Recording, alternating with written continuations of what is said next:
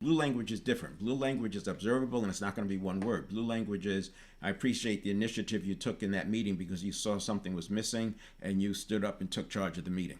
You just created a word picture that the conscious side of the system can communicate to the neuron side of the system, and you now have a picture of what high performance or what favorable activity looks like. And again, blue language could be good and bad.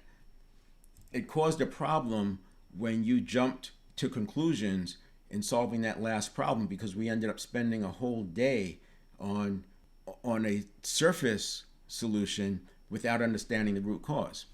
That's blue language. Or the blue language would be, I'm glad you stopped us in the meeting the other day because you prevented us from going down this path and wasting time, and you got us back to root cause. That's blue language.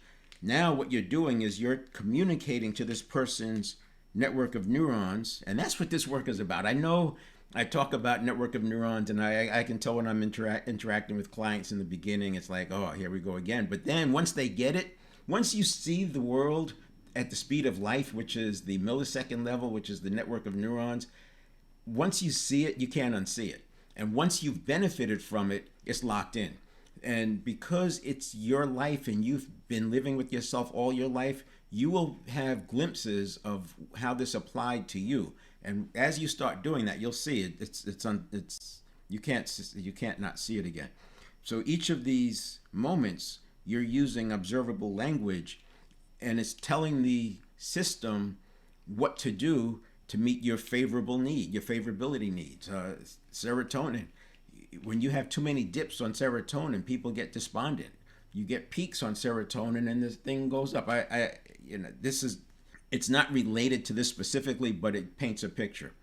Think about the high performance salesperson. And if you've read any sales books, you know that high performance salespeople, they practice their presentation, they use affirmations, they use visualization. You could say they get themselves psyched up the same way a team psychs themselves up. You would not hesitate to believe that you want to give an athlete their space, their bubble. You watch race car drivers, they're sitting there, their eyes are closed, they're visualizing the track. At the extreme, they're visualizing the track, and their visualization matches the exact times that they get when they're on the track. They've gotten the visualization so tight that way. It gets into superstition stuff too, because you have players who wear their lucky socks.